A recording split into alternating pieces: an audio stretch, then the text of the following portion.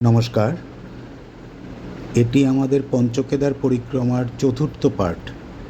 দিনটা ছিল 1 অক্টোবর 2012। আমরা পঞ্চগঙ্গায় রাত্রিবাস করেছিলাম তার আগের রাত। আজকে আমাদের রুদ্রনাথ দর্শন। রুদ্রনাথের হাইট হচ্ছে 3600 মিটার, 11,811 ফুট। পঞ্চগঙ্গা থেকে তার দূরত্ব 4 কিলোমিটার। আমরা আজকে রুদ্রনাথ দর্শন করব। ভোর 5টায় বেরিয়ে গেলাম। রুদ্রনাথ যেতে যেতে প্রায় 1.5 ঘন্টা সময় আমাদের লাগলো। প্রায় 6:30 পৌনে 7টায় আমরা পৌঁছলাম। যাওয়ার পরে সেখানে পুরোহিত আমাদেরকে একটু বাইরে অপেক্ষা করতে বললেন। তিনি পুজোর সরঞ্জাম তৈরি করছিলেন, করে আমাদেরকে ভিতরে ডেকে নিলেন। অত্যন্ত সুন্দর আমরা দর্শন করলাম, প্রণাম করলাম এবং পুজো দিলাম। রুদ্রনাথ হচ্ছে মহাদেবের মুখমণ্ডল। সেখান থেকে আমরা পুজো পাঠ সেরে আবার পঞ্চগঙ্গায় ফিরলাম। ফিরে সেখানে ব্রেকফাস্ট করে আজকের দিনটা ছিল আমাদের ট্রেক রুটের দীর্ঘতম রাস্তা। কারণ আমরা এখান থেকে সোজা নেমে যাব অত্রি মুনির আশ্রম, দেবী অনুসুয়ার মন্দির। সেখানেই আমাদের আজকে থাকার কথা, কিন্তু যাওয়ার পথে ভয়ঙ্কর রাস্তা। সেটি একটি পড়বে, যেটা হচ্ছে নেওলা পাস। নেওলা পাস ক্রস করে সেখান থেকে আমরা ঘন জঙ্গলের মধ্যে দিয়ে 21 কিলোমিটার রাস্তা পার করে আমরা অনুসুয়া দেবী বা অত্রিমুনি আশ্রমে পৌঁছলাম। যখন পৌঁছলাম সেই সময়টা ছিল বিকেল 4:30। ওখানে আমাদের আজকে নাইট স্টে হওয়ার কথা, কিন্তু আমরা সেখানে পুজো দিয়ে দর্শন করে ঠিক করা হলো যে না, আমরা মণ্ডলে নেমে যাব। আমরা সেই অনুযায়ী মণ্ডলের পথে রওনা হলাম। অনুসুয়া দেবী থেকে মণ্ডলের দূরত্ব 6 কিলোমিটার।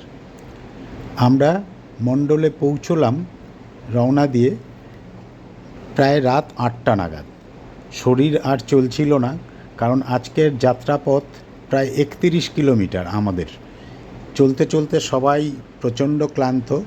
যখন মণ্ডলে পৌঁছলাম, রাস্তায় টর্চ নিয়ে নিয়েই যেতে হচ্ছিল, ভয়ঙ্কর ঘন জঙ্গল। এসে মণ্ডলে নেমে আমরা একটি হোটেলে, আগে থেকেই বলা ছিল, সেখানে ঢুকলাম এবং এখানে এসে আমাদের পোর্টার গাইড তাদেরকে আমরা ছেড়ে দিলাম। ছেড়ে দিয়ে সেখান থেকে আমরা রাত কাটিয়ে, রাতে ডিনার সেরে আমরা তাড়াতাড়ি শুয়ে পড়লাম। সেখানে রাত কাটিয়ে আমরা পরের দিন সকালবেলা উঠে যত তাড়াতাড়ি সম্ভব প্রায় 8টা নাগাদ আমরা গাড়ি নিয়ে রওনা দিয়ে দিলাম চোপতার উদ্দেশ্যে। চোপতাতে গাড়িতে করে গিয়ে চোপতা থেকে তুঙ্গনাথ 4 কিলোমিটার।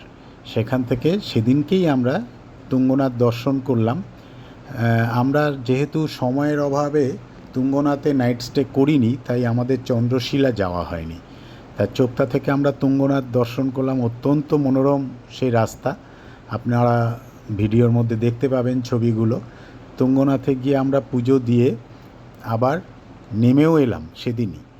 নেমে এসে সেদিনকে আবার চোপতা থেকে গাড়ি নিয়ে আমরা চলে গেলাম সোজা রাশিগ্রাম, যেটা হচ্ছে মদমহেশ্বরের বেস ক্যাম্প, যেখান থেকে মদমহেশ্বরের রাস্তা ট্রেক করা শুরু হয়। তা এই যে রাস্তা যাত্রাপথটা আমাদের সকলেরই ভয়ঙ্করভাবে আমরা ক্লান্ত হয়ে পড়েছিলাম। তা যখন আমরা রাশিতে পৌঁছলাম, রাশিতে পৌঁছে আমরা সন্ধেবেলা পৌঁছে একটি হোমস্টেতে থাকি এবং খেয়ে দিয়ে তাড়াতাড়ি করে সেই রাতটা সেখানে শুয়ে পড়ি, কারণ পরের দিন আমাদেরকে আবার যেতে হবে মদমহেশ্বরের উদ্দেশ্যে। রাস্তাটা হচ্ছে 18 কিলোমিটার রাশি থেকে। তা আমরা পরের দিন সকালের জন্য সবাই খুব তাড়াতাড়ি তৈরি হয়ে শুয়ে পড়লাম এবং ভোর 4:30টায় আমরা ঘুম ভেঙেছিল, আমাদের অ্যালার্ম দেওয়া ছিল। আমরা তৈরি হয়ে নিলাম এবং রওনা হলাম মদমহেশ্বরের উদ্দেশ্যে।